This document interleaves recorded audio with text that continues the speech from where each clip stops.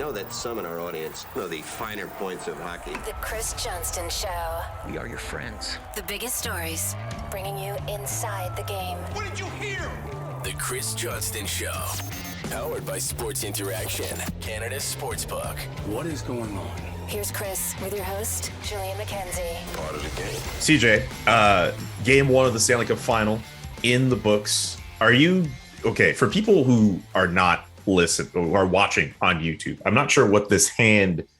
You keep doing things with your hands. Like what is this? Are you trying to like go through a viewfinder? Are you trying to like handle a very tiny steering wheel? I'm looking into the future. I've got a crystal ball here about what's going to happen with the Stanley Cup Final. So I'm just. You've said on the show you don't have a crystal ball. Where'd you get yours? I acquired one this week, just in time. Good for you. Yeah, you got to let me know where you get it. So that way I could, figure out some lottery numbers if it gets to that point. How are you feeling? You seem like you look like you need a lot of that good coffee today. I'm hammering the good coffee to start my Thursday. I'm feeling great. Game one of the Cup Final, I'm sure we'll hash it around, was awesome. Long story short, I was supposed to be in Denver, had some travel issues, not going to make myself a podcasting famous critic of the airlines, but I'm still in Toronto, so I covered game one from my couch yesterday, heading to Tampa to join the series this weekend, but really enjoyed what I saw. And but was up late like anyone else who stayed up to watch the game and work after it. It's crazy. Like you were telling me off air, you were up to like 2. I did game over finals with Andrew Berkshire last night, and even I didn't go to bed as late as you did. Well, you can't rush greatness, my friend. Yes, absolutely. Yes, we are going to get to takeaways from game one. There was a press conference with Gary Bettman and Bill Daly. We'll get to that as well. Some other news and notes, including a handful of them that happened to drop conveniently throughout the day Tuesday, like after we recorded our podcast. But before we get to that, and of course, sports interaction with David Bastel, we mentioned on our last episode that we were going to do a friendly wager during the Stanley Cup Finals. You are picking the Tampa Bay Lightning to win in 6. I am picking the Colorado Avalanche to win in 7. I'm not sure why, but it has been very difficult for me to find a bet for my side for if I lose. But apparently, if the Avalanche win, I believe you are up for the suggestion that says, and you can tell me if I'm wrong, you will do stick taps in French, or someone suggested that at least. Yeah, listener Risto from Sollentuna, Sweden reached out, and I like the suggestion. Risto is a man of many languages, and he knows I'm a man of one and a little bit of a few others, but not very. Don't have a lot. My certainly not bilingual like you are, Julian. So he thought it'd be great if the Colorado Avalanche end up winning the cup. If I got to pay my losing end of the bet, let's have some fun with it, and I'll do stick taps in French. So I think I like that idea. I like that it would be on the pod. As we try to figure out what your losing end of the bet looks like, I think we should do something the viewers can either watch or listen to on the pod. So we got to circle in on that. I know that we briefly thought maybe you might have to get a Ridic tattoo.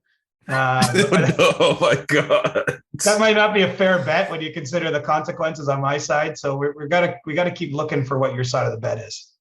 Shout out to everyone on Discord, by the way, who brought out some suggestions when I asked for them on Wednesday night. Here are a few of them. Some of them we could probably do on camera. A few of them we probably can't do. Shave my beard. That got mentioned a few times. I'm a bit protective over this one, so I'm not sure if that's the one I really want to do, but maybe the one I really don't want to do is the one that should be it. I don't know. Go running. That got mentioned a few times. Wear I think I was stupid shirt, something like that. The very first suggestion was jump in a pile of snow. I'm not sure how that could work in the month of June, but whatever. Find an arena, bud. I guess so. There is a few in the part of town that I live in. Get the Ridic tattoo. A lot of people were pretty antsy about that.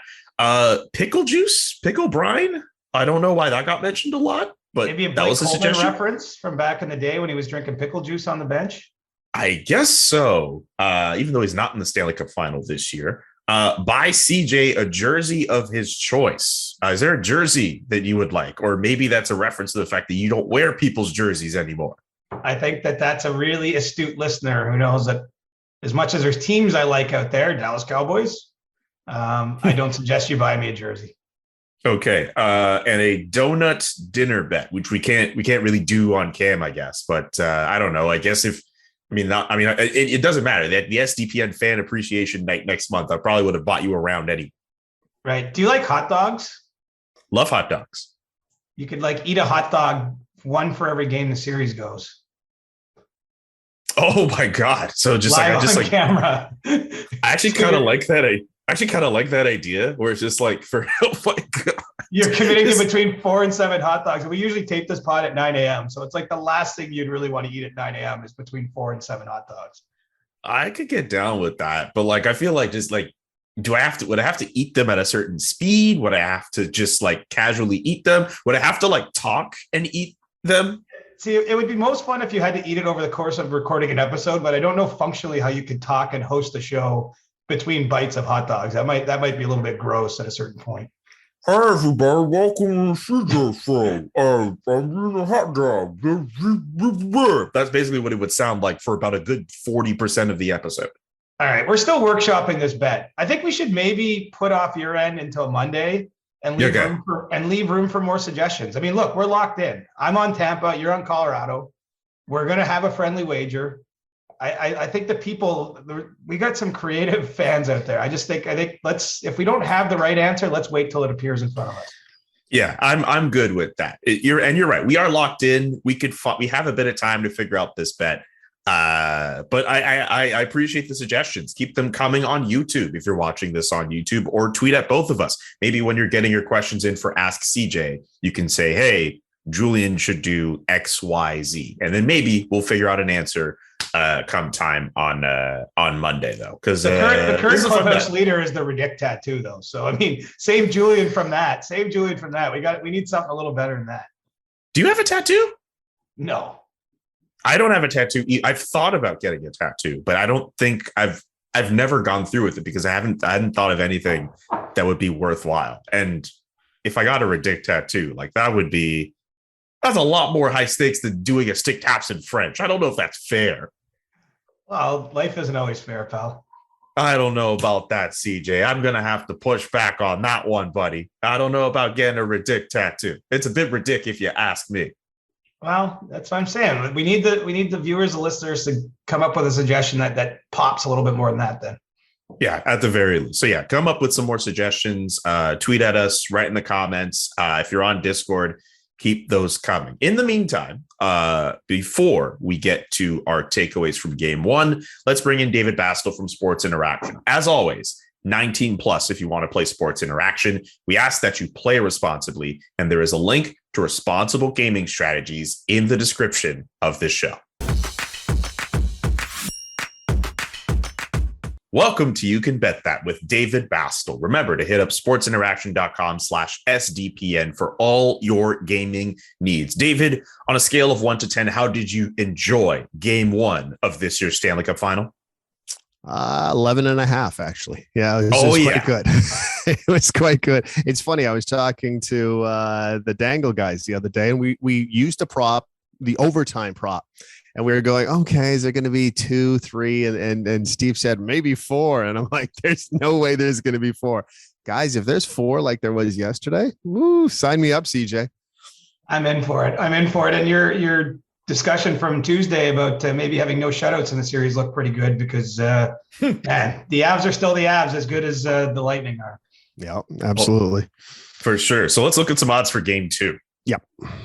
Right now, no surprise, Colorado are the favorites right now. You can get them at 1.63. A little bit of value on the Tampa Bay Lightning. Could they come back and tie this up before heading back to Florida? They are paying a 2.33. So, and significant money right now on the series winner as well. Colorado series winner. And it always goes like this, guys. Whoever wins game one, those odds just sink like a bad stock. It's at 135. Tampa Bay, some value. You can get them 3 times your money right now at Sports Interaction. So Are we looking at a series split? Are we looking at Colorado taking 2 and then going back? We've seen it with Tampa Bay before on some of the slow starts, but I don't know if we could really call it a slow start yesterday outside of that first period kind of thing. Yeah, but it's probably where they lost the game, right? I mean, obviously they go to overtime with a chance to win it, but falling behind for Tampa is no recipe for success. One thing I thought was interesting in game 1, Cale Makar didn't get a shot on net. That was only the 3rd time in 92 games this season that was the case. And I think it's some evidence, he had he played a great game. It's not a criticism of him, but Tampa does take away the middle part of the ice. And, if you're looking for a silver lining on the Lightning side of things, I do think that they did some good things defensively after that slow start. Vasilevsky looked locked in. And so I don't think we've, even as great as that game 1 was, I don't think we've even tipped the iceberg about how good the series is going to be. I think both teams will find another level. Yeah, very true. Also, the other thing, Julian, is we know how Andrei Vasilevsky bounces back after an over a playoff loss. So do we see Superman in the Tampa Bay net and kind of get back on track like he was in the later part of that game? Tell you what, I don't have the stats in front of me, but if you look through Andrei Vasilevsky in games 2 through 7 in the Stanley Cup playoffs, his numbers look infinitely better than they do in game 1s in this year's Stanley Cup playoffs. We're talking on the subject of shutouts and goals. What about total series goals? The over at 32.5 or the over under at 32.5, I should say. Yeah, 32.5 is still that number, even on both sides. Interesting yesterday. So 7 goals. So that is, according to our numbers that we crunched the other day, that would put us at about a 5-game total. So if they want to play 7 goals and produce 7 goals times the 5 games, well, you're going to hit your over right there.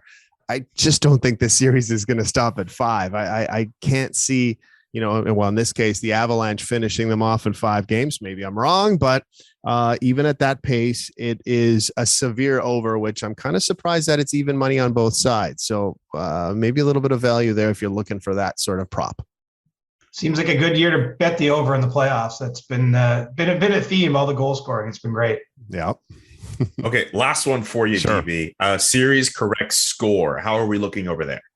Right now, just because of the Avalanche win, the 4-1 Avalanche series, champion is taking the most money right now.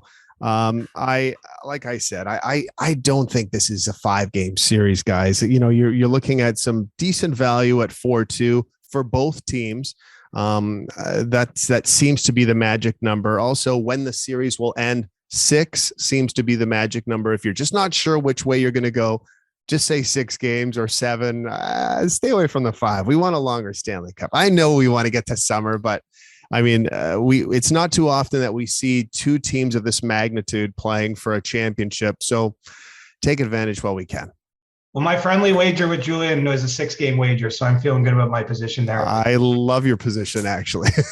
I'm hoping it goes to 7, and we pick different teams as well. So we'll see how that goes. DB, thank you so much for joining us on You Can Bet That. Don't forget to check out sportsinteraction.com/SDPN for all the best odds before game, in game, and the best props. Again, sportsinteraction.com/SDPN. We'll see you on Monday, David.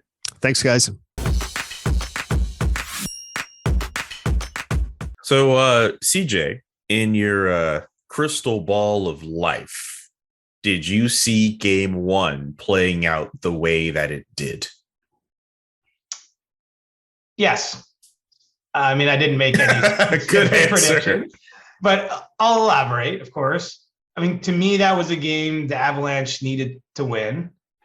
Just being on home ice, coming off their 8-day break, since eliminating the Oilers, given what the moment represents, given who they're playing, I expected Colorado to bring a great effort, and that's what you saw. I think it's encouraging from their end of the series of things that there was no sort of tepid beginning, right? No dipping their toe, as you might say, in the water to see how it feels. I thought they really stormed out of the gate, and you don't always know. Sometimes we've seen teams with that amount of rest never rediscover their game. I remember way back when the very first Stanley Cup final I covered was Ottawa and Anaheim. And Ottawa had something like 10 or 11 or 12 days off after advancing to the Cup final. And they just never really got in the series, lost in 5 to the Ducks. And so, sometimes it goes that way. But, obviously the Avalanche don't look like they're going to meet a similar fate.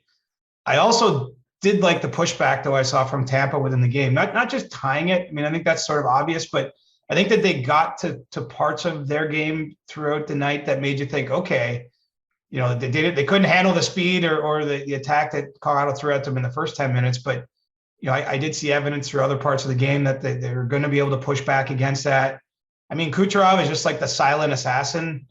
We never talk about him really. I mean, we talk about him, but he's not noticeable all night long the way, say, Cale Makar is noticeable. The puck's anywhere near him, he's just flying up the ice, covers more ice than anybody in a series like this. But Kucherov is just waiting in the wings to break your heart. And the pass he made to Palat was pretty special. So add it all together, I think it's a reasonable facsimile of what I thought we'd see. Tampa struggled early in series. I know you mentioned that in our segment with David Bastel that, they've just kind of been slow starters this year for whatever reason. It doesn't give me much worry. I mean, you don't want to feel like you're just tossing away games when you get into a playoff series, but this team's now got 2 days to, readjust, recover, recoup, whatever you want to call it. And I think we'll see them get much better as the games get more important and we get towards the end. Yeah, the biggest takeaway I have from this game, and I understand that they still allowed 3 goals. I think I underestimated how good defensively Colorado can play. I thought, especially in the first half of the game, so many active sticks creating turnovers and turning it into offense the other way. And they did a pretty good job of denying the Lightning some zone entries, I thought, as well, while also sustaining some offensive zone pressure. I mean, even the game-winning goal in OT, that's the Avalanche taking advantage of a mistake, a bad clear off of from the Tampa defense, and then they come up the other way and they get a goal. I think I underestimated how sound of a game the Avs, I think, could play defensively. And I think they showed some of that throughout the game. That being said, though, with that pairing of you mentioned the Kucherov play to Palat, he did that on Taze and Makar. He did it on the Avs' best pairing. So the Lightning have shown that they can do some damage against that defense. But I thought otherwise, Colorado really impressed me in that department. I think Valerie Nichushkin's agent should just take some clips from that game and send it around to the teams when free agency opens on July 13th. Yes, because for my money, he earned himself some money just with the way he played in that game. I know he's had a great season, his best year by points in the NHL. He's been a beast in the playoffs, but I didn't see any answer for him in this one night from Tampa. I mean, they did a reasonably good job as much as you can do and limiting what Makar did against them, limiting what McKinnon did against them. They blocked a lot of shots against those guys, did the Lightning, but Nichushkin was a beast, just won puck battles along the boards. He's 6'4", whatever he's listed at, with some speed, just drove to the net, had some good scoring chances himself, and then sets up Burakovsky on the overtime winner. And so, for a guy that's one of our maybe under the radar free agents, I think he's in for a pretty nice raise wherever he signs next. Maybe it'll be in Colorado. I don't have any sense of that yet. It's obviously not a front burner issue when you're trying to win a Stanley Cup between him and the team, but he's someone who'll probably get a little more spotlight on him because of the stage he's on, and it's going to be good business for him when it comes time to sign his next contract. What did you think of Brayden Point in game 1? Obviously making his return from injury. We were told before the series was going to start that he was extremely probable to play, and he found himself into the lineup for Tampa. Certainly not his best, I think, but I think that's to be expected too. I didn't even need my crystal ball to call that one, given the length of the layoff and the fact that, let's face it, if this was a regular season injury, he's probably still not playing just yet. But he still made an impact on the game. He got the puck turned in the right direction at the Tampa blue line before Nick Paul's opening goal. He's still competitive out there. But if we're looking objectively at the game, I mean, none of the Tampa lines other than the Kucherov, Stamkos, Palat line really had much going on the night. I mean, they were all basically taking on water. Colorado dictated the terms across, the 3+ periods for most of it. And so, I think you're encouraged just to see him in the lineup if you're Tampa. He does get that assist, as I mentioned. But, I imagine he'll get a little better too once he gets his legs under him. And someone like him will probably benefit from the 2 days between game 1 and 2 more than some other players, just because I imagine after that kind of layoff, there's no way you can simulate the intensity of, he played, I think, nearly 18 minutes in the game of jumping into that at that pace against that team under these circumstances, I'm sure he's going to need some time to rest the body here before game 2. Actually, another point I want to go back to. You mentioned the pushback that the Lightning showed. It's something that they hadn't done in game 1s throughout this postseason, because they had the game 1 against the Leafs. It didn't go their way and it was done with. They had the game 1 against the Rangers. The Rangers took advantage of that situation and it was done with. The fact that the Lightning were able to come back in that game ultimately forced overtime. They were down 2-0. They were down 3-1. They came back. Like, I think with this Lightning team, the fact that they showed the pushback as soon as they did, like, if I'm a Lightning player, I feel pretty good heading into game 2. And I think I have everything I need to steal that game and then go back home for game 3 and 4 and try to do some damage. Well, they know what it takes, right? I think, look, if you're in the Lightning end of this, there's no guarantee you're winning the series. But what I do think is reasonably guaranteed is that you're going to see their best game before the end of the series. And they didn't have that in game 1. They still found a way to kind of get their way through it, to get it to overtime, to put themselves in a position. They killed off that Pat Maroon penalty at the end of regulation and into OT. They were in position. Pat Maroon even had a chance in overtime after getting out of the penalty box. So, they were in position to steal a win, and it would have been a stolen win had they found a way to get the game 1. But I think where they'll have confidence is they'll know they're going to bring a better effort. They know what it takes. They know their goaltender, maybe let in an uncharacteristic goal or 2 in the first period. I think that they can count on that changing. And so, again, does not guarantee they're going to beat Colorado. And I'm not sitting here saying that either, but I do think that they can have confidence in knowing that they have a higher ceiling, that they have a good chance to get there, because I think they know what's required. And they haven't lost in 11 playoff series. So that their high ceiling has been good enough to knock out 11 different teams over the last 2.5 years. And so I think that they're going to feel good about the possibility of it happening for a 12th time. And I think because of all those things you mentioned, because of how good we know the Tampa Bay Lightning to be, I think there's more pressure on Colorado to win game 2 than it would be for Tampa, even though they're down 1-0 in a series, just because of the fact that, we know Tampa has shown in this postseason that they can battle back, and they're the reigning champions for a reason. And look, I think if you have a team like Tampa on the ropes, you have to bury them. And this is a golden opportunity for the Colorado Avalanche to take advantage of that when they play again Saturday. I would argue there's more pressure on the Avs to win game 2 than it is for Tampa to win. Well, I'm looking at my crystal ball, and I actually don't see any scenario that can play out between now and the end of the series where the pressure ever really shifts to Tampa. I mean, obviously, if Tampa gets to a point of it, if we're ever down 3-0 or 3-1, there's pressure because you want to extend your season, but there's no shame for them in losing the series. It's not to say there's shame for the Avalanche, but the Avalanche, they don't know for sure if they'll be back, and they are going up against this experienced team. I think Tampa is entirely in possession of house money in this series. We assume, given how many great young players the Avalanche have, that they'll just be knocking at this every year, but it doesn't always go that way. It even took the Lightning from 2015 to 2020 after, getting to that cup in 2015 to get back to a final. And so, I think the Avalanche will always feel to some degree that pressure. They're trying to sort of slay the dragon. They're trying to complete their own quest. And, I just think the Lightning will be consistent. They will just be relentless, whatever the circumstances are, right? They're down 2-0 in the series to New York in the conference final and 2-0 in game 3, and they win that game. They're down 3-2 to Toronto and down 3-2 heading into the third period of game 6, 20 minutes from potentially seeing their season end. They find a way to tie it up and win in overtime. They've just done it so much that, I think that they're not going to feel too much pressure. And, that's kind of an interesting dynamic of the series, because it's usually not the case. But you say, how can a team not feel pressure in the Cup final? I think when you've won the previous 2, obviously they want to win 3, but it's not a must-have on their end of things, where if you're the Avalanche, you really want to take advantage of this opportunity.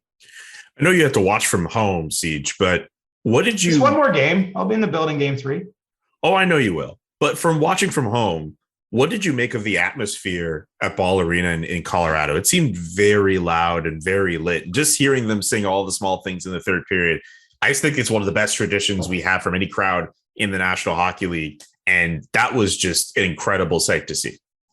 Well, as a guy who basically grew up in the '90s, it really appeals to my sensibilities too. So I love that they're throwing it back to that song. Yeah, the atmosphere looked awesome. Like the fans truly looked like they met the moment. You know, it seemed like there was some pretty good pre-gaming going on before that one. Remember, it's a 6 o'clock puck drop local, so it's an early game on a Wednesday. You're probably bagging off of work if you're going down to that game at least a little bit early. Everyone's in jerseys and you know, it was what you'd hope to see in a cup final, especially for a team it's been a long time as an organization. If you've been a fan of that team, to have that moment, and I think that was something that you know played a factor in the way the team started. You know, that's home ice is not always a huge advantage in hockey. It tends to show up in big moments like a Game 7. I think a Game 1 matters too, though, because you know there's a little extra energy to be drawn from that can propel the team on, and you know, I'm looking forward to getting down to the arena there later in the series. Man, I'm looking forward to Florida man CJ making your return. That's going to be fun. I got the sunglasses packed, brother. Yes, of course. Any other takeaways or anything you noticed from Game 1 that we want to get to before we start talking about Gary Bettman? Sure. I'll just double click a little bit. I mentioned with the segment with David Bastel about Makar being held without a shot on goal. I think that's actually a bit of an achievement. I don't have it in front of me. He had 6 blocked, I think, and 3 that missed the net. Nathan MacKinnon had 7 shots blocked. You know, that's something I'll be watching for as the series goes on, is just, you know, Tampa, when it's at its best, obviously they want to get a lead and then they want to shut down the middle of the ice in front of Vasilevsky and almost frustrate talented players. Yeah, I think we saw that to a certain degree in the Leafs series when it got to the end. I mean, they got a lead in Game 7 and, you know, the Leafs' best shooters, they had tons of zone time, but you know, Tampa blocked more than twice as many shots in that game.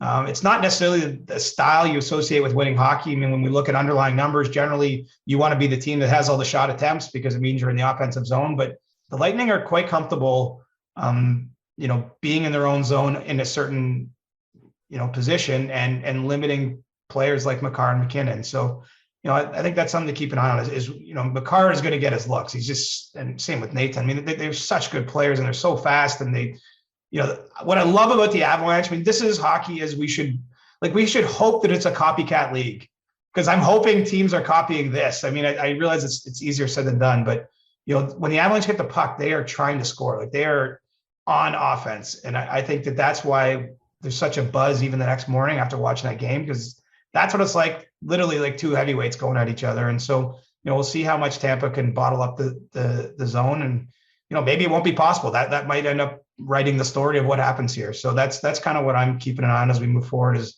how much they can contain those guys and keep blocking shots in front of Vasilevsky. Like if you look at the heat map on natural stat trick from that game, like the Avalanche were getting shots from everywhere. They even beat them in the high danger chance department. Like I think it was 13-8 after the game, like at least at 5-on-5. Like it just, like Colorado and the speed that they have and the shooting ability that they have, like there were so many instances in that game where they're coming up the ice and they're taking control. And I guess it was expected, but like they look so dangerous, and they actually played a little bit better than I expected them to play in that Game 1. And yeah, look, I will pay attention to see how Tampa Bay will defend that. And a lot of people were looking at how Victor Hedman was playing in Game 1, but like, I want to know how long Colorado can keep this tempo up before Tampa inevitably plays more of a shutdown clamping style on them, because that offense from Colorado, the fact that they were able to put out that damage and none of the goals came from Cale Makar or Nathan MacKinnon, it's just a testament to how good this team really is. Yeah. I mean, this is awesome. Like this, honestly, I just want to, like, sometimes it's easy to race ahead and start thinking about the offseason and everything. Like we don't get this kind of matchup too much. I know we've talked about that a bit, but that was a takeaway from Game 1 for me. Just that this could be an all-time classic if you know, it ends up being a long series. And if we see more games like Game 1, I mean, that was everything I hoped for and more. Absolutely. Game 2 coming later this weekend. We'll obviously have more analysis off of that and other things that take place during the Stanley Cup Final. One thing that happened before Game 1, Gary Bettman and Bill Daly spoke to the media. I presume you're on that call from your couch. Yep. That's okay. Sitting right where I am right now. That's okay. Because a lot was said, a lot was taken in from that presser. I'm going to try to go through some of the bigger points relatively quickly, or at least at whatever pace we want to go to. And if we miss anything, we could always fill in some blanks.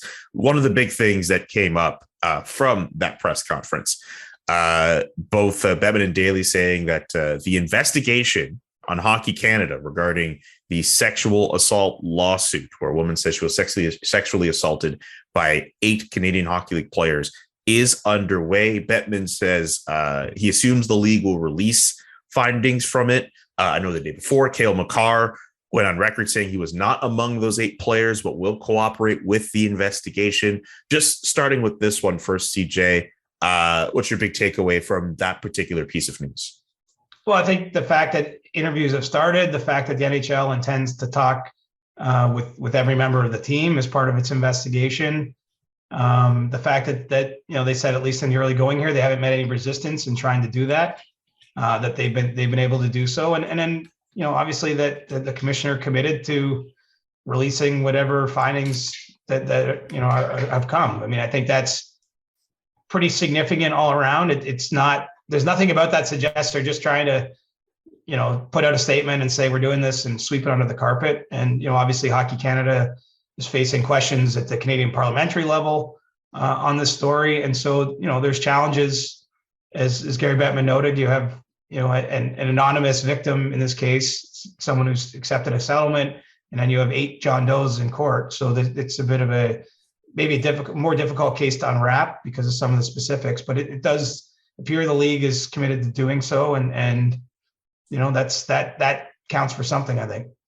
Yeah, and with that story too, I believe members of Hockey Canada will be asked to testify on this on Monday, and I believe that should be available to the public through stream and on television. So we're definitely going to be following that story as that goes along. Another piece of news that came out, Evander Kane's arbitration case. We know his contract was terminated with the San Jose Sharks organization. He's been going through that situation there was a point where he had to have a meeting in New York partway through the year. It looks as if it might not be resolved until after the start of free agency. How does that affect him for people who might not completely understand the situation? Well, from what I've been told, it won't impact Evander Kane, or is not expected to impact Evander Kane's ability to sign a contract for next season or beyond. So, if it turns out that this arbitration case, the grievance, isn't settled before July 13th, doesn't mean he can't sign a contract, I guess, with the Oilers, an extension before July 13th, or with any other team starting on that day. But I guess there's always a possibility, and I can't rank how high it is, that part of the arbitrator's settlement as part of this grievance is that Evander Kane could be reassigned to the Sharks and basically be reinstated under the terms of his previous deal. Again, I don't want to handicap how likely that is. I don't know the specifics well enough, and I don't know what the arbitrator would be thinking. But it's a very strange circumstance. I mean, it's already been a strange circumstance. This grievance has been going on in the background, and he signed with Edmonton and played there this season, and obviously played very well for half a season in the playoff run the Oilers went on. Had to leave the team at one point to go to New York to have the first arbitration hearing, and because the arbitrator is unavailable in June, they've not yet scheduled the next arbitration hearing, but obviously won't be happening until July. And you factor in the time needed to write a decision, to reach a decision. It sounded to me like, unless there's some settlement ahead of time, that this will drag past the start of free agency. But I don't think it impacts Evander Kane too much in terms of what he'll be looking for, what he'll be trying to do. Remember, there's always the possibility that he just has to be paid some amount from the Sharks of that contract, and will be tagged to their cap. I think it probably creates actually more issues for the team in this instance than the player, because it just somewhat ties up their picture as they look at free agency themselves and start to make decisions for next season. That they don't know what, if any, charge they'll have from that Kane contract. And so, not ideal for San Jose. And, the Sharks at present don't even have a general manager. And so there's a lot of moving parts on their end of this deal. Absolutely. Also, like less than a week ago, Evander Kane putting out a statement on his social media, which I'm sure you've seen it. It just kind of reads to me as if like he seems like he's ready to test the free agent waters and not necessarily stick around in Edmonton. Just he's saying thank you to all his fans and people who doubted him, and thank you to his Edmonton Oilers teammates. But This note reads as if it's coming from someone who wants to test the market. Well, I think it's a reflection of the uncertainty there. It's not a case that he wants to leave Edmonton per se, but he and his agent aren't naive to all the things you and I see. I mean, the Oilers are a team that don't possess a ton of cap space. One would assume they're going to devote a chunk of what they have to addressing the goaltending issue and spending some money at that position. It's just possible that things don't align here. But I do think Kane remains open to the possibility of a return to Edmonton if there can be some kind of happy middle ground struck between the teams. I think it worked well. His teammates praised him. There's no concerns. None of the baggage, I guess, that's followed him around throughout his career surfaced at all during that time in Edmonton. And so, I wouldn't say it's 100% baked in that he's gone, but it's also he's got to do what's best for him, and he's got an opportunity to take a pretty good season there to market and see what the league thinks of him right now. If there's other teams that watch that performance and are convinced that he's worth committing some term and dollars to. As the sun comes out and small businesses are back in business, LinkedIn Jobs makes it easier to grow your team. LinkedIn Jobs helps you find the people you want to interview faster and for free. You can create a free job post in minutes on LinkedIn Jobs to reach your network and beyond to the world's largest professional network of over 810 million people. Then just add your job and the purple hashtag hiring frame to your LinkedIn profile to spread the word that you're hiring so your network can help you find the right people to hire. Simple tools like screening questions make it easy to focus on candidates with just the right skills and experience so you can quickly prioritize who you'd like to interview and hire. It's why small businesses rate LinkedIn Jobs #1 in delivering quality hires versus leading competitors.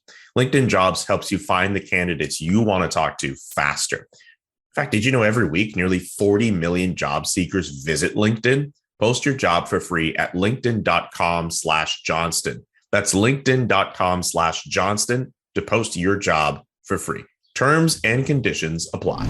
Now, our next partner is a pretty cool product. Let's talk about Athletic Greens. If you're looking to get better gut health, more energy, or a stronger immune system in a really easy, natural way, you've got to check out Athletic Greens. I'm sure you'll all agree that most of us are not huge fans of having to take a bunch of pills or vitamins in the morning. But with Athletic Greens, you can get rid of all those extra vitamin bottles and finally make some room in your cabinet. Athletic Greens is an all-in-one solution that actually tastes good. You'll really enjoy actually getting your daily vitamins in through them. What is this stuff actually? With one delicious scoop of Athletic Greens, you're absorbing 75 high-quality vitamins, minerals, whole food source superfoods, probiotics, and adaptogens to help start your day right. This special blend of ingredients supports your gut health, your nervous system, your immune system, your energy, recovery, focus, and even aging. All of the things. Like that's pretty cool. It's lifestyle friendly, whether you eat keto, paleo, vegan, daily free, or gluten free, and contains less than 1 gram of sugar, no GMOs, no nasty chemicals, or artificial anything, while still tasting good. It will cost you less than $3 a day. You're investing in your health, and it's cheaper than your cold brew habit. So you don't have to go out to the store, go to Starbucks all the time. Invest in some Athletic Greens. It has over 7,000 5-star reviews, recommended by professional athletes, and trusted by leading health experts such as Tim Ferriss and Michael Gervais. Right now, it's time to reclaim your health and arm your immune system with convenient daily nutrition. To make it easy, Athletic Greens is going to give you a free 1-year supply of immune-supporting vitamin D and 5 free travel packs with your first purchase. All you have to do is visit athleticgreens.com/Johnston. athleticgreens.com/Johnston to take ownership over your health and pick up the ultimate daily nutritional insurance. Okay, let's move on to the World Cup. We know it's a thing the NHL is trying to make happen. Are we still on track to see it happen in 2024, CJ?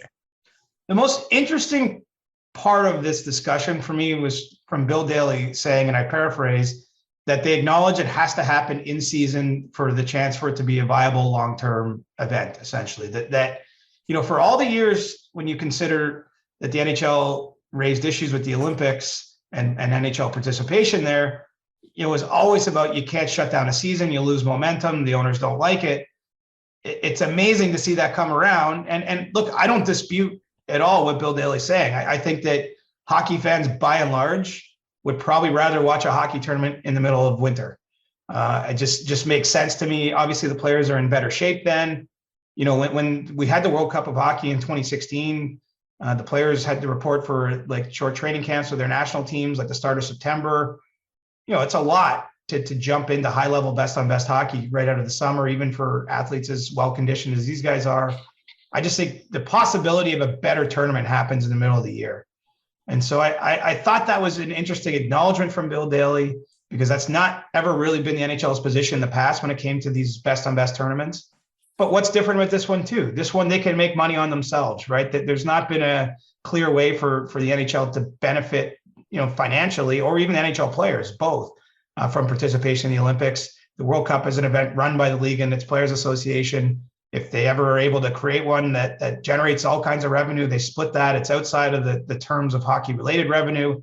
Basically, it's gravy. And so interesting that they're of that mind. The only real issue right now is that to shut down the NHL in February 2024 for a tournament is one thing. To ask all the European leagues, be it, the ones in Finland and Switzerland and the KHL potentially to release players, might be another for them. We don't have the international breaks built into the schedule in hockey the way we do in soccer. Maybe in time this will help get that to be something that happens. I think it would be great for the sport. And that to me is a long-term model here, because the NHL doesn't want to just do one World Cup again and then have 8 or 10 or 26 years pass between events. I think ideally you're playing these every 4 years. I think ideally you're playing the Olympics every 4 years as well. So you basically every second year, if you follow my thinking here, you're getting best on best hockey. So the conversations are ongoing. It seems like there's a reasonable push from both sides to make it happen, but there's a lot of hurdles by staging it in the middle of the winter. But it's interesting. The NHL wants it in the middle of the winter now. Yeah, I think that is very interesting. And I'm on your logic as well. If you have some kind of best on best international tournament every 2 years, a bit similar to what we see with the World Cup and then some of the other big events that happen in each competition. Exactly. That just makes perfect sense. And also the concept of international breaks in hockey, like, geez, if you keep coming up with these things, you should start working in the league office. Well, the problem with the breaks, right, is it might limit. We might have to see the regular season shortened, to make room for those breaks. But, I think a break is beneficial, actually. I mean, look, the NHL studies this from a business standpoint. I'm going more off the cuff here that I think that it could be smart. But, taking time off, I think, can be beneficial for everyone. I remember reading week in university was always a good time. And it does allow a window then to play these tournaments for the players to get refreshed, recharged. And so maybe that's where we're headed over a period of time. I think it's going to take a while to get there. Let's cross the first hurdle. Let's just get the World Cup played February 2024. Connor McDavid, Austin Matthews, right down the line, all these young star players haven't worn their own country's sweater in a best on best tournament. We haven't seen McDavid and Crosby on the same team. How cool would that be? Or Patrick Kane and Matthews. Matthews grew up idolizing Kane. I was all in on that storyline, had we had a Beijing Olympics in 2022. Let's hope for 2024 we can get these guys in their national team sweaters. I love Team North America, don't get me wrong, but that 2016 World Cup wasn't true best on best. I think that there's a better model here, and they're working towards bringing it to us.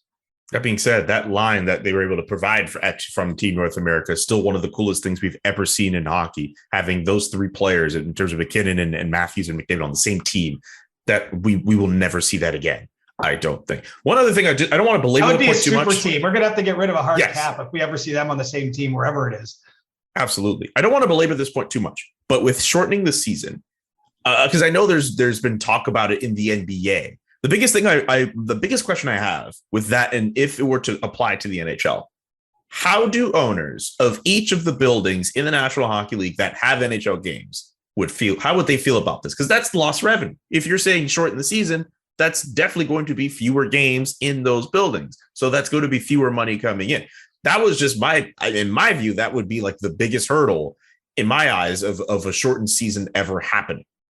Yeah. I mean, it's a hard one to cross. I mean, maybe the way you do it is if at some point you're signing incredibly rich media deals or rights deals, to make up for that. But the reality is, one thing Gary Bettman spoke about at his State of the Union was record revenues for this season. I mean, a lot of those revenues is still come from a gate-driven league.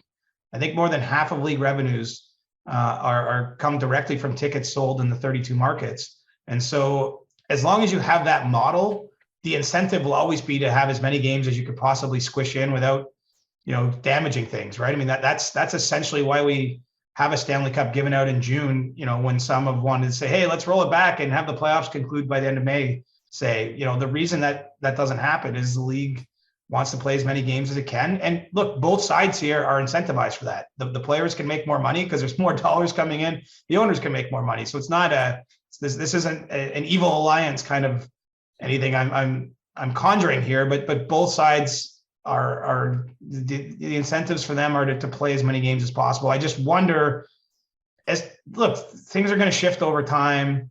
We're going to see what patches put on jerseys, maybe some of the betting related content, which I know has been panned a little bit around the hockey world, hockey Twitter, but maybe that opens up some revenue streams on a level that we haven't seen before. Perhaps there's other ways to make up for the loss of the games, but it's not in our hands right now. I mean, I'm brought out the crystal ball again, and I'm looking about where it could go over time. I'm not saying the conditions are here to have that start in 2022 or 2023. And maybe after all of those initiatives, we'll see the salary cap actually go up, because they acknowledge that even though they're going to get record high revenue for this season, I believe exceeding $5.2 billion, it might not be another 2-3 years until we see a significant raise in the salary cap. Do you know what happens in 2-3 years though? Austin Matthews will be playing on a new deal. Connor McDavid's deal in Edmonton will be coming due.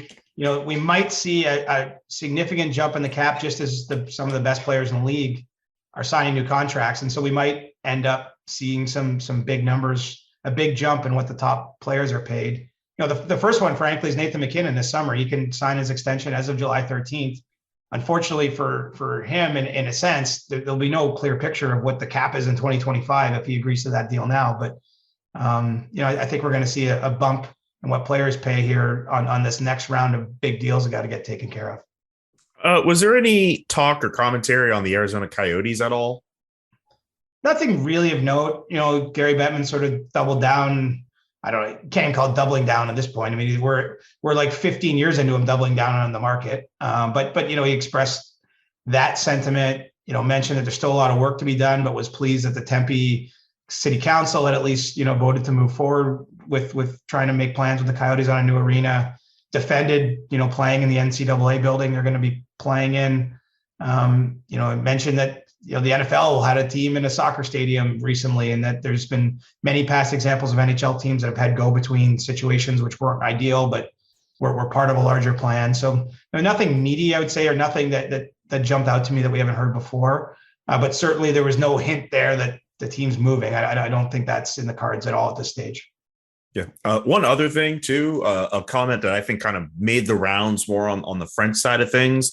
I'm not sure who asked about the Quebec situation, but like the comment that I'm referring to here, it seems as if Gary Bettman made a comment about how I think the Quebec government thought that their chances looked pretty good about getting a team because Wayne Gretzky was present at their meeting, which I thought was really interesting to kind of just mention.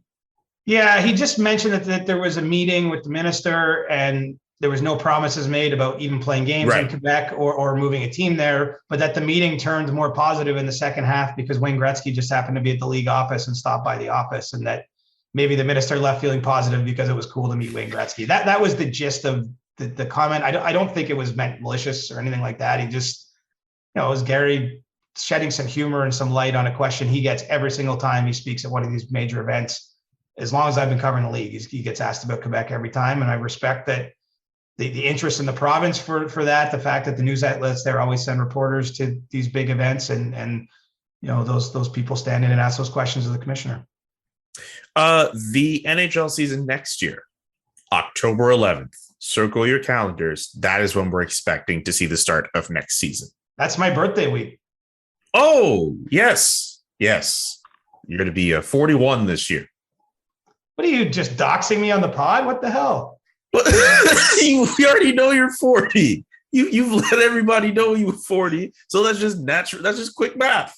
You trying to race ahead and age me? I'm still 40 and feeling fine, brother. Don't be I'm rushing not trying to around. age you, brother. You the one saying all like, old man CJ. I've got these gray hairs to show my age. You could go back on you can go through the tape. You've done this just as much. Maybe when we return in the fall before that next birthday, I'll have these hairs all dyed up. I'm gonna be like young, and who knows how I come back? You never know. I might be going Benjamin Button style here. Maybe we should change the Stanley Cup Final bet to have you shave your beard if the Lightning lose. I'm not doing that. Okay, that's very fair. I've come to like this thing. I've come to enjoy this. Can we just establish one thing here? No beard shaving for either of us. Deal? Deal. 100%. Okay. I'm good with that. All right. One other thing I want to mention here. The Stanley Cup will not be allowed to visit Russia or Belarus this offseason for whichever team wins the Stanley Cup this year. Can we add some more context to that? I don't think it's a big surprise given the uncertainty in that region, given that there's a war ongoing and an invasion of Ukraine. And, we've seen other sports completely stop doing any business with Russia.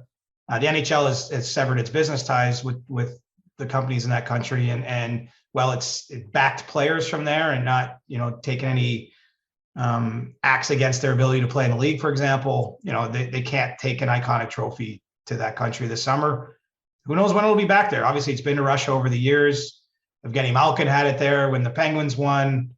Kucherov, Vasilevsky, those guys have had a chance to bring it home, but that's just not in the cards. If Tampa wins now, or if Valerie Nichushkin wins it with the Avalanche, it ain't happening this summer. And frankly, it could be a long, long time before we ever see it back in that country. Okay, I think we've covered pretty much everything we wanted to cover from that portion of the Stanley Cup Final day.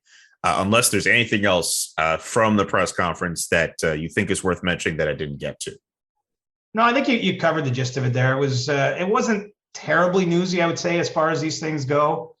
Pretty clear that the league is happy to be back to some degree of normalcy. They're, in a room as we would have been at the Stanley Cup Final, say in 2019 or 2018. Being able to ask the commissioner questions.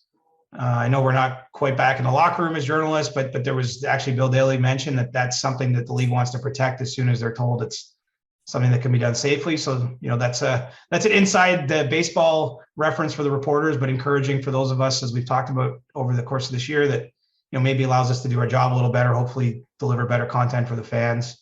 And so, it was a good press conference, but not as meaty as some that I can remember from years gone by. Here. Before we get to stick taps, a few more news and notes in the National Hockey League, some coaching stuff and a John Gibson note. Pretty much a couple of hours after we recorded our episode on Tuesday, Bruce Cassidy found himself a job with the Vegas Golden Knights. What were your thoughts on Bruce Cassidy jumping to the Vegas Golden Knights organization?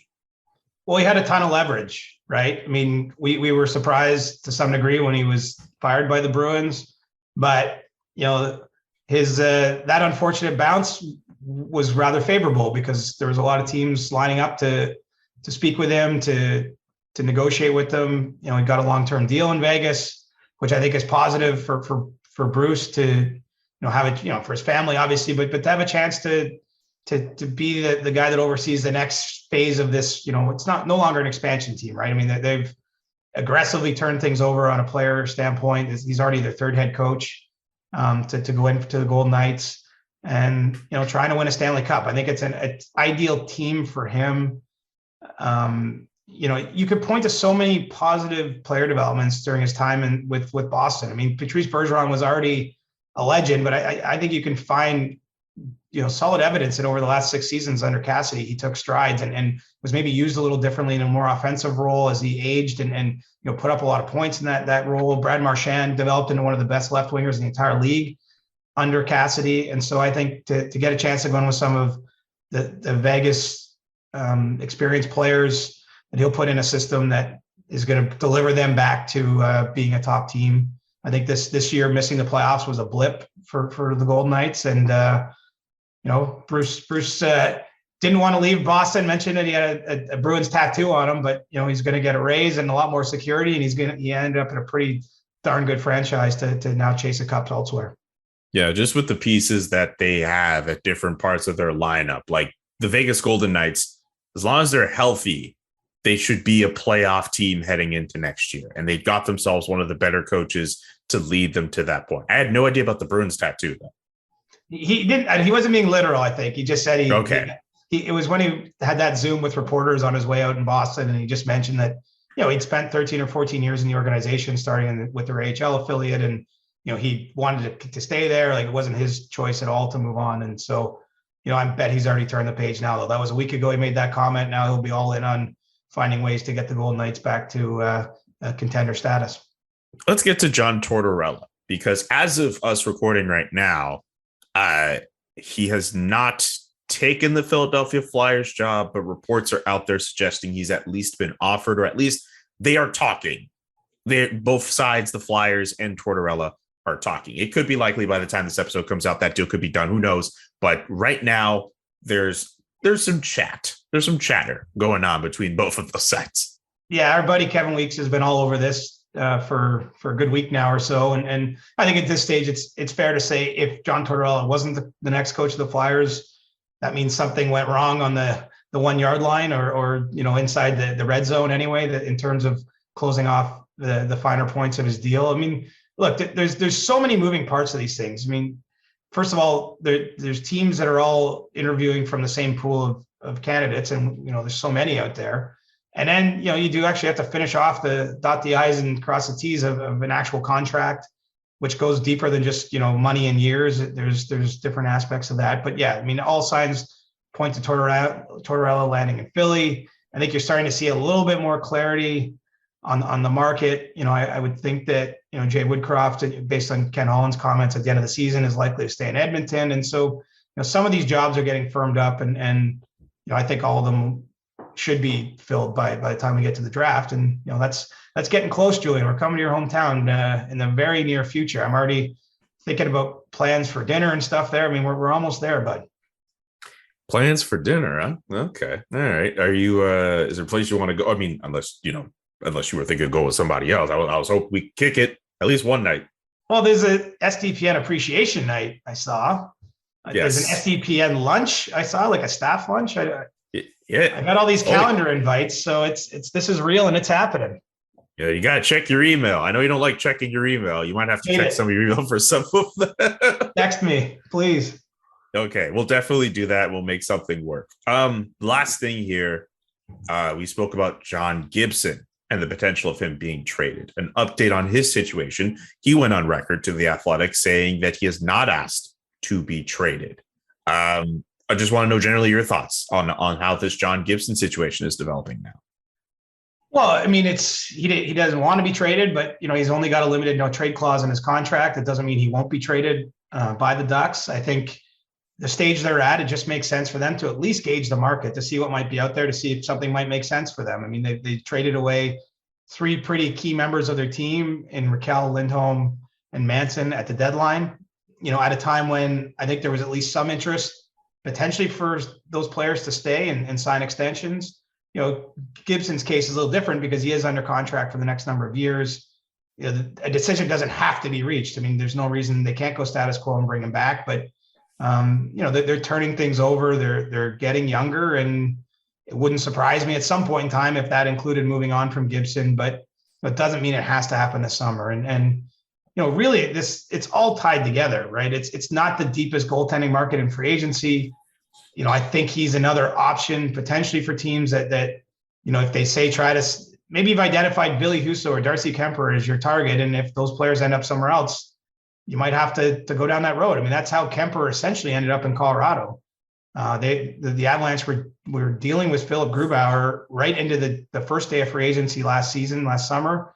They had talks with Frederik Andersen. Ultimately, Andersen couldn't wait to see how things developed with Grubauer and took an offer from Carolina.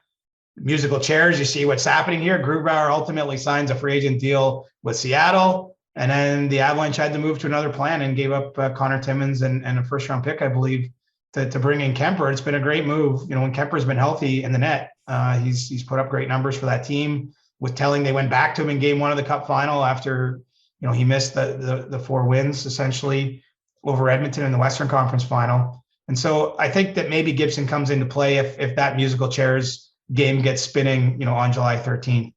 But, you know, I don't have any info to suggest he's imminently being traded.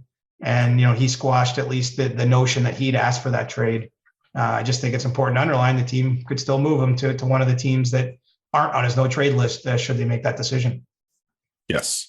And with that, it's time for Stick Taps for as we finish up this Thursday edition of the CJ Show. CJ, do you want to start? Do you have one first or should I start? I'll go first. I'm going to give my stick tap to Terry Jones, an absolute legend in the sports writing community. Covered basically, if you tried to dream of a sports media career and you dreamed as big as you possibly could dream, and then you dreamed a little bigger than that, you wouldn't have had Terry Jones's life. Like I don't have the exact numbers, but he covered like 50 Grey Cups and 30 or 40 Stanley Cup finals. I'm pretty sure he's covered every Edmonton Oilers playoff game that the organization has ever played. You know, he's done Olympics and World Figure Skating Championships around the world and this, that, and the other, and was always a great time. I crossed paths with him. I remember we're at a World Hockey Championship together in Helsinki, Finland, and we went to a tractor bar. There was a bar with an actual tractor in it, like full-size tractor. I don't know why I remember that, but I remember a fun night with Terry in there and some local Finnish reporters, and just a great guy, the kind of career I can't even imagine 55 years of being a sports writer. I mean, you feel like you run out of words sometimes at my stage of my career. How do you get to 55? That's a testament to his passion for what he did. Made a huge impact, especially in the Edmonton market, but across those of us that have traveled the beat. And I just want to send Terry my best because Post Media showed him the door based on what he put on Twitter. Wasn't given the exit we all want. You like much like the players, right? You want to end your career lifting the Stanley Cup and retire on your own merit, and so few players get to do that. And Terry was one of the legends of our business, and he was thrown overboard too. So keep your chin up, Terry. You had an awesome career, and you're a great traveling companion over the years. Yeah, all the best to him and whatever's next. And I'll also extend a similar stick tap to Adam Vingan and Lisa Dillman, who are no longer with The Athletic as of this week. A pleasure editing their work and getting to know them mostly online. But I thought they were two great colleagues who I was honored to be working alongside them. And I hope that whatever's next for both of them will be great and they're able to land on their feet. A bit of a tough week in the media world. But hopefully, in the cases of Terry and Adam and Lisa, they are able to find more work or just be able to go on with their lives. So I will give stick taps to them, but I will also shout out Team Canada at the U18 Women's World Championships. They get the job done this week. They win the gold medal over Team USA. Just got to shout out Team Canada for what they were able to do at that tournament. They are deserving of stick taps as well. So I have a couple of people I want to give stick taps to, but I got to make sure I give them the stick taps and give them their flowers. Good job. Would you have shouted out Team USA had they beat Team Canada, or was this a patriotic stick tap? You know what? That's a very good question. I think if anything, yeah, I probably would have shouted out Team USA. I think with we got listeners everywhere. I love seeing. Honestly, I don't know if you saw on my Instagram. Someone's listening to us in England this week. Please share that stuff. Honestly, send me where you're listening to our pod. Like for some reason, it makes me feel amazing to just to sort of try to grasp the reach of what our conversations can be. I mean, Julian's in his apartment, I'm in my apartment, and it's just crazy to me to imagine that you might be listening to us somewhere else in the world. So we don't want to be a Canadian-only podcast. Yeah, of course. And the fact that we're seeing hockey rise in so many countries at so many levels, I think it's pretty important for us to, acknowledge it at different levels whenever we can. So, shout out to Canada, but also shout out Team USA for also being valiant opponents in that final. And hey, if they would have won, maybe would have gotten another stick tap too. But Canada gets it for this time around. Well, that's going to do it for our Thursday edition, episode 80 of the Chris Johnston Show, 20 away from 100. Any early ideas for how you want to celebrate the centennial episode? I haven't got that far. I mean, it might not come until the fall, right? I don't know My math is not, I don't even know what day we're at, but I feel like we're going to run out of episodes before the fall, before we get to 100. I mean, this is our Nick Antropov, our Kevin Weeks episode, number 80. Number 81 will be Phil Kessel. Yes. A few other great players award 81 too. But yeah, it's number 100. We're going to have to come up with something good. We got time to workshop that. First things first, we got to finish off this bet and figure out what you're going to have to wear when the Lightning lift the cup.